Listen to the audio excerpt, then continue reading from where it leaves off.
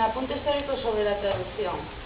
Según Hurtado Gil, que é el autor dun tratado de traductoloxía, na traducción ten que primar la comunicación y la adecuación a la lengua meta, o sea, que el texto suene natural a la lengua en la que se traduce y que comunique, que tenga el mismo envío comunicativo, independientemente de cómo se articule en cada lengua. Esto voy a explicar un poquitín más adelante.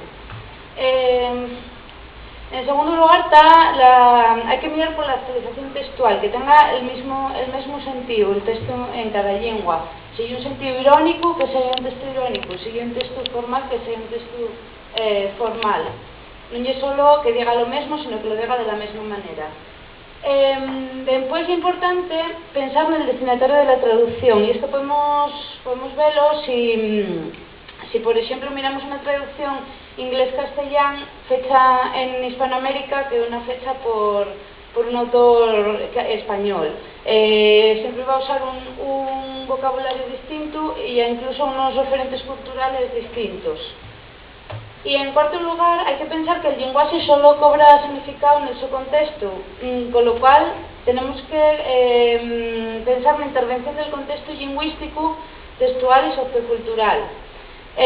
Sabemos que los payables tienen un significado connotativo, que es el que aparece en el diccionario, la definición, ese sería denotativo, y después un significado connotativo que es único en cada cultura. Por ejemplo, la mula, la definición en cualquier diccionario sería el híbrido de caballo y burro, pero por ejemplo en inglés y el paradigma de la neciura. Si que así en asturiano el animal paradigmático de la neciura y el gocho, con lo cual en un texto técnico de veterinaria pues falase de la mula y usar la misma palabra en los dos textos, pero si en un texto literario topamos que da quien entonzudo como una mula, pues una traducción más que se fallaría a los usos de la lengua meta sería necio como un gocho, y cambiándolo, porque en una traducción buscamos trasladar el sentido y causar el mismo efecto que el texto original, y para esto, en muchos casos, es necesario apartarse de la estructura oracional y de los significados literales para fallarse a los usos de la lengua meta. Por ejemplo, otro caso sería cuando en inglés dice good morning, los significados de las palabras entenderíase buena mañana, pero en una traducción nunca podremos poner eso, porque lo que se dice para saludar, con la intención de saludar en asturiano, y buenos días o buen día. Bueno, un ejemplo claro de textos que te quieren causar una impresión y que no, y para ello tienen que apartarse de los significados, son las traducciones de la Biblia para culturas muy diferentes a la judeocristiana europea. Por ejemplo, cuando los misioneros fueron a evangelizar a los esquimales, pues tenganse cuenta de que la frase Cordero de Dios no se entendía porque ellos no conocían el Cordero, con lo cual adaptaronlo como la foca de Dios. Una práctica refugada por los eruditos de la Biblia, pero que los misioneros consideraron necesaria para hacer llegar el mensaje. Una decisión así, en una traducción, tiene plusvalías y también luego genera pérdidas, porque los puntos positivos y que fai al hacer ese intercambio, pues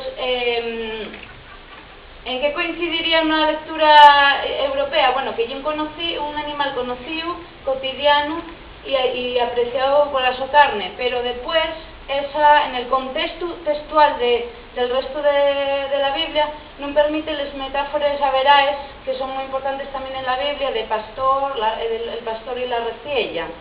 Con lo cual, una vez cuando hacemos una traducción y hacemos una escolleta de estas, es una escolleta muy arriesgada. Lo que tenemos que tener claro es que traducimos de un texto a otro, no de una lengua a otra, y la fidelidad del traductor tiene que estar con el texto y no con la lengua. O sea, el texto no tiene por qué parecerse al texto externamente, digamos, en las palabras, al texto original, o sea, a las palabras de la lengua original, sino que el texto se parezca en el so sen y en efecto que causen. Porque las lenguas estructuran los rasgos de contenido de manera distinta. Cuando decimos que algo es intraducible, no es que sea intraducible, no hay rasgos de contenido que sean intraducibles. Lo que es intraducible a lo mejor es si la forma externa es muy importante, como en el caso de la poesía en juegos de palabras, eso sí podemos decir que es intraducible como tal, pero los rasgos de contenido siempre se pueden expresar de otra manera.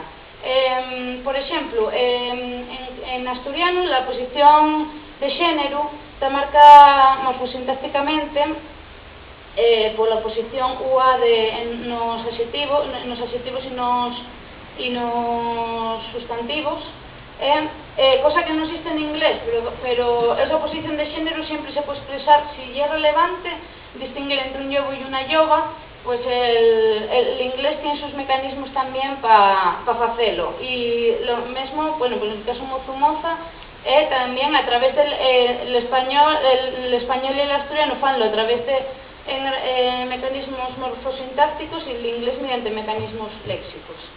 Bueno, una dificultad que atopa el traductor son los falsos amigos léxicos, que son, bueno, conocidos de cualquier persona que haya estudiado idiomas, y que se dan sobre todo entre lenguas averais como son el inglés y el asturiano, que no dejen de ser lenguas indoeuropeas, y además el inglés con una componente romance importante también.